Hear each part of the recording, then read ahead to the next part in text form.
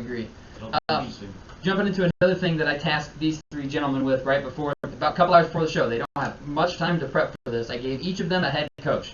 The head coaches that I gave them were Dan Campbell, Ron Rivera, and Nathaniel Hackett. All three coaches who should be hypothetically on a hot seat currently. Their seat is warming up at least.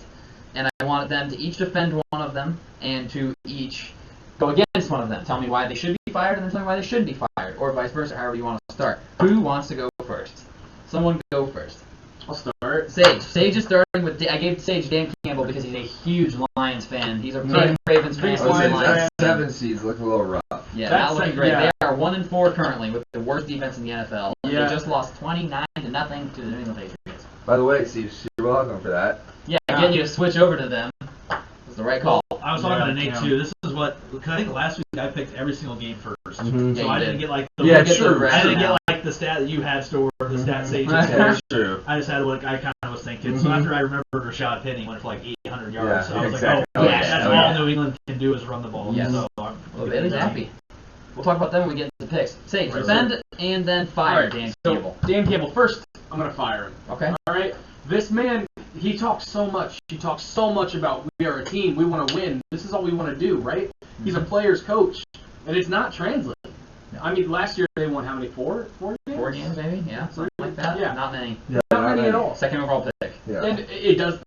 Hey, getting close is only helpful, and horseshoes and hand grenades. Yep. And they do it so much they can't finish. Yep. They've never finished. No. And they didn't finish before him. They're not finishing with him. And it's frustrating. It's frustrating to the players, like, because they're hearing these motivational speeches every day, and it's like, hey, we're this close. We're this close. Yep. I'm tired of hearing that Yeah, speech. how If it's close a year can and a we half be? later, Yeah. and I'm still not getting a win. Yeah, still losing. I'm still winning. If I'm Jamal Williams, hey, I just came from Green Bay. Yeah. I didn't get those pep talks, and we won games. Yeah. So what's going on? Especially with that defense, he's still defending Aaron Glenn, saying, hey, this guy's my guy. I'm going to let him take care of the defense. Well, your defense just gave up almost 30 to Bailey Zappi. Bailey Zappi. And the So, New England Patriots. Who kicked 6 are you- field goals. So, Dan Campbell, do you have the balls to make a change? Because I know you're an offensive coach. I know you play tight end in the league. This is different. Yeah. Okay? It's different. You got to make a hard call. And I know you're used to making hard calls and with the players and everything, but maybe we need someone a little more analytical to make these calls. Because when you're crying about letting players go, and I get it, you've been through it and all that stuff, you got to put this team first. And you can't just make sure all these moral victories happen when you're not getting victories. Yes. Moral victories are no good at the end of the year. No. Congratulations. How many W's is that? You know, you That's look like- good in a couple of games. You put up 45 points against the Seahawks. Guess what? They put up 48. Exactly. I'm a server and a bartender. When someone says, "Hey, you were great," and then tips me nothing, It's like I can't pay my rent Yeah. with a Compliment, compliment. you know? Great. Yeah. compliments So- don't help me. Mm-hmm. Doesn't help me much. Yep. All right. All I right. agree with that. Got to figure that out quickly because they want to be a contending team. They have the offense to contend. What the hell's happening on the other side of the ball? Exactly. Now, why shouldn't I fire him? Well, before he came, they were losing not close. You Oh, know, it's true. I mean, they were losing bad games. Yep. You know, he's made Jared Goff look like a competent quarterback for 2 years. Yeah. Jared Goff hasn't been terrible. You know, he's a top 10 fantasy quarterback this year. 11 touchdowns and 4 interceptions. Very respectable. Exactly. And if I told you Jared Goff was doing that kind of stuff earlier, No, I believe you. he's found diamonds in the rough. Do you remember DeAndre Swift's first year where people were like, "This guy's Bust. gonna suck." Uh-huh. Yeah. Uh-huh. Now look at him. Yeah. People look at him like a top 10 top 10 running back. He found Amon-Ra St. Brown, plugged him in, and look what he's doing now. Okay, Hawkinson. I would hope Hawkinson would do a little more, him being a former tight end, but here we are. Hawkinson's still a major player in this offense, and this defense. He does show belief in his players, in his coaches, and that has to be worth something. Yeah. You know, like moral victories suck, but they're not losing because the players are not believing in themselves. Like they have this belief, and I think that's why it makes every single loss harder. Yeah. You know, so he's showing that he loves it, and there's been times where I was like, I would take that guy as my coach. If Harbaugh like mysteriously vanished, Yeah. I'd be like, all right, let's go get him. You know, because I feel like he could connect Sure. to just every player. Sure. You know, so those moments, they mean a lot more. They're great for TV. I mean, they're on Hard Knocks right now. Right. And Yeah. I watch Hard Knocks, and dude, he's a great watch. Yeah. I watch him after every one of those losses last year. Mhm. Where he was crying about his team, and he feels for those guys. He Yeah, he loves does. those guys. Absolutely. Absolutely. So then, if you're the GM of the Detroit Lions and you're 1-4 right now, do you fire Dan Campbell? You have to make this call. Like, your livelihood is on Right this now. decision. Right Yes, now. Right now. You don't No. fire him? No. Okay. No. You give him the season at least, or do you give him more than the season? I give him more than this season. You give him more than the season. Because I think after this season, let's say they get a top 10 pick, are they getting a quarterback? Probably. Yeah, I'd say. Are You they got to getting, get him somebody that he can Somebody play with. that's good. or, God forbid, if they don't get a quarterback, say for Jared Goff, which Mhm. doesn't sound like a terrible thing There's right no now, season for them. get something on defense. Yes, Get a please. good Yeah. middle linebacker. Get an edge rusher. Somebody. Get someone that you can pair with that number 2 pick you guys got this Yeah, year. Aiden Hutchinson. Because your defense is god awful. Yeah. Oh, it's bad. The worst in the NFL by a decent By a margin. lot. By a lot. Okay, all right. I respect that. Colin, I gave you the task of evaluating rival head coach Riverboat Ron Rivera for the Riverboat? Washington Commanders. Now, I want you, as the GM of Washington, tell me why you're going to fire him. Okay, reason number one, he might have already lost the locker room. Yeah, I mean, why are you not Absolutely. performing like the teams in your division? Quarterback. Quarterback. Yeah, that's Oh, tough, man. how are you gonna say that on No, camera? Those have to be the two people that gel the most as head coach, quarterback. Yeah. Two most important people on the team, essentially. Yeah. Also, he's supposed to be a defensive head coach. They're allowing over 345 yards a game, over 25 points per game, and they're supposed to be this elite, defensive line with Yes. Mo Sweat. They have Jonathan Allen, Chase The other Young. one, you got Wentz, who's 6th in passing in the NFL, but it's the quarterback's fault. Right, so it's like, Right. how are we losing these games? Like, your one win is truly a choke job by Jacksonville. Jacksonville, They won. yeah. They're -7 turnover differential, 8 turnovers offensively, only 1 takeaway on defense. Only one all year. They had 1 interception. I didn't look up who it was against. but Probably doesn't even matter. It was probably a nonsense turnover. It was Maybe a D. Hail Mary. Forrest. Derek with an A. Forrest. Derek Forrest.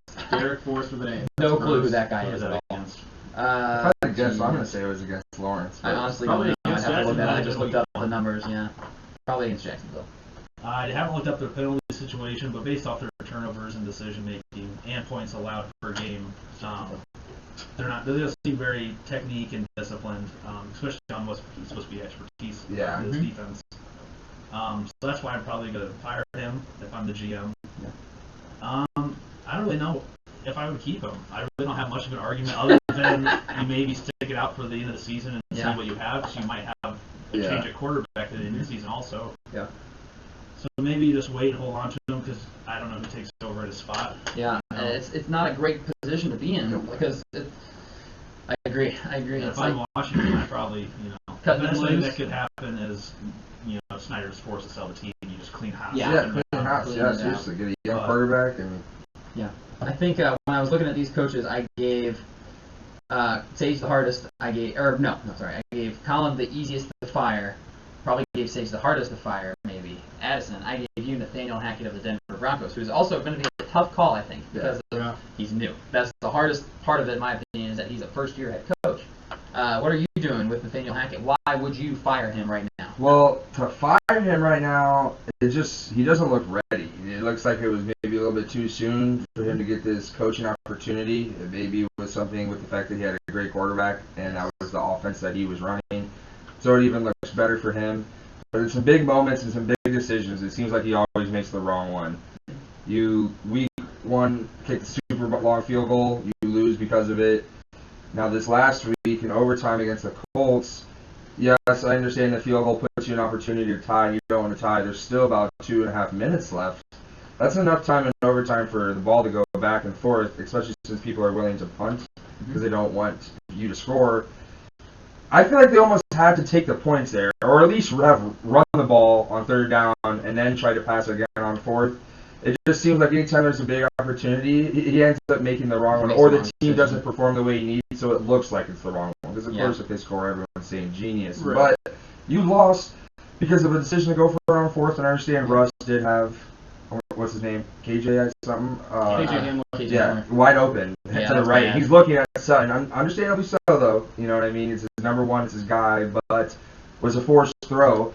And that's not technically on Hackett, but it's like just to the decision alone. And it seems like, they hired a coach specifically to be in his ear, trying to tell him him, hey, like this is what I think you should do. This is what you should do. Like all I'm focused on is what I think you should be thinking. You know, it's an assistant to the head coach, and it still hasn't gotten better. And he came in and they fired Vic Fangio, defensive coach, to get him some offense to compete in this division. Well, where is it? Yeah. I mean, Russ has some yards, but he's got 4 touchdowns, 3 picks to go for it. The yards are great, but you're not scoring. You just lost your best running back too, so that doesn't help. Yep. His offense is going to look even worse. And their left tackle, Garrett Yeah, Wilson. we brought you in to fix this, and it's not. I mean, you could arguably say it's the same, if not worse. So why did we get rid of Vic? I mean, he had a great defense, and Yeah. I just gave you Russell Wilson. no, Like, I exactly. gave you a top You just went quarterback. out and spent a bag for this guy. Yeah. But I will say, just bringing up Vic's defense, I think that turns around into why I think you should keep him. Is he has this good defense there at least for another year or two before people start going because of contracts, trades, cap space, stuff like that. It is early into his tenure there. Young coaches don't always make the best decisions, but he does have a good quarterback. I mean, at the end of the day, Russ is older, but he's not completely washed. You know what I mean? He's still a top 15 quarterback in the league. He does have weapons. I mean, they lost their running back, but you got to see, you just hired this guy. You can't toss him to the side yet. I mean, they've won a couple of games, you know. They have lost a couple where it's like, really, guys, come on. You know, they could be 4-1. Yeah. Lost to the Colts, lost to the Seahawks. Those are tough games that you need to win. You know what I'm saying? But they did beat a San Francisco team with Jimmy G at the helm. So they've shown that they can win some tough games, but the offense just is not there. And Hackett needs to show it. But that's why he's been brought here, because he has this offensive mind, this ability to get the ball deep in the air and move the ball through passing chunk plays. But it's got to come soon, Hackett, because if you lose, and assuming they do this week, I mean, you're looking at 2-4 start in a division that's cutthroat with 3 other good teams, 2 great teams, and the Chargers and Chiefs. But he's got to bring this offense, and I think he will, though. So that's why I think if you're the GM, you got to keep him. Yes, I agree with you. I think I misspoke. I think he's the hardest one to fire. It's Yeah. the first-year head coach. I said before the season on our first podcast, I don't love hiring an offensive coordinator coming from a team that had an all-world QB. A legend. Because they're going to look really good as an offense. It's like being Tom Brady's quarterback coach and getting a job off of it. It's like, did you really do a whole lot though for him? Did you really do anything? Yeah, I love Byron Leftwich as a potential coach, but he's also calling plays for Tom Brady. Like, what happens when you have a guy that doesn't go, oh, you're saying this, everything is clicking, and I know It all 10 makes steps perfect ahead of sense. everybody else. Yep. You don't have that No.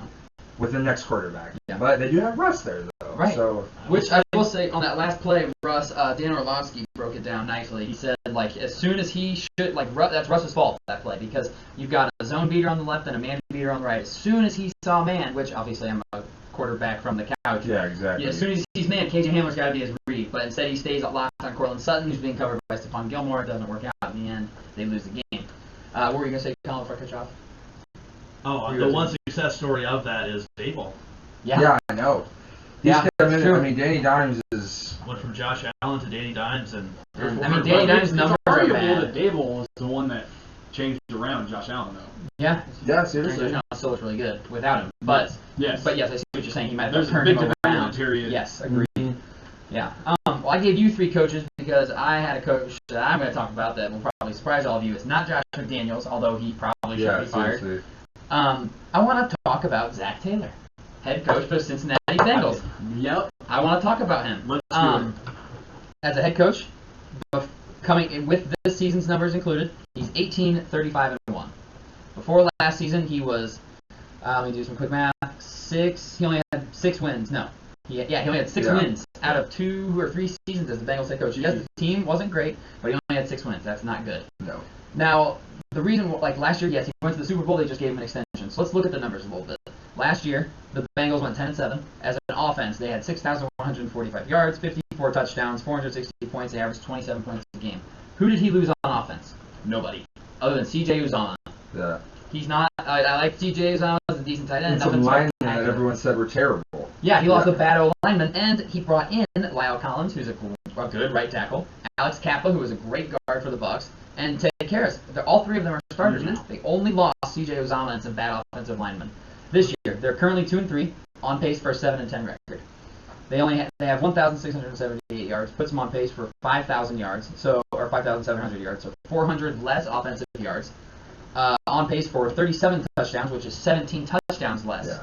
And on pace for 367 points scored, which is 100 points less than last year. I think last year was a fluke. That run to the Super Bowl definitely was a fluke, in my opinion. They got very fortunate to get there. They should have lost to the Chiefs in the championship game. They could have lost to the Raiders. They played a fourth-place schedule, which helped buoy their wins. But you can't have this offense and be averaging 21 points a game. You can't have it. And you look at who they've played. They have 2 wins. They beat the Jets the first week of the season, I believe it was, and then they beat the Dolphins' second-string quarterback after they knocked Tua out of the game. And that game could have gone either way, even with Teddy Bridgewater at QB. It was we were winning going into the fourth quarter. The Dolphins were up by 1 point going into the fourth quarter. They were up 15-14. Like, that's a game they conceivably could have and should have lost. I think he needs to be on the hot seat. You bring in all these players. You have this awesome offense. Maybe the And- Super Bowl. Yeah, you just went to the Super Bowl and you got a fat extension for it. You know, did he play well in his contract year as a coach? And now he Yeah. got paid and he's like, all right, I'm good. Like, He's these Joe guys Flacco with got coaches. it. These guys got it. I don't need to worry about it. And now he's like, oh shit, I actually have to coach. I forgot I'm not very good at this. Yeah. I don't think he needs to be fired right now, but I think that at the end of the year, if they miss out on the playoffs, they need Big to look in. questions. No, I agree completely. You cannot have that Well, they huge. just big gave him a of a- yeah. contract They right just afterwards, extended too. him. I know they jumped the I gun. knew that was going to be a mistake. They rode I've been on calling him. his shit all since last year. I thought you'd like this one. Yeah, I Oh. thought you'd like this one. I've been thinking about him getting fired for so long. I mean, he's damn- but I want them to keep him. He almost has double the losses as an NFL head coach. He has His 35 3 losses. losses this year, though, are to some premier quarterbacks.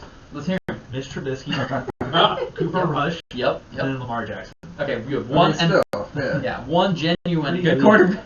Cooper Rush is a very good quarterback at winning games. I'll give him that. But yeah, like they have no excuse for being, and their defense is top tier this year. Like if the offense was as good as it was last year, they're 5-0, arguably. I mean, they're maybe 4-1.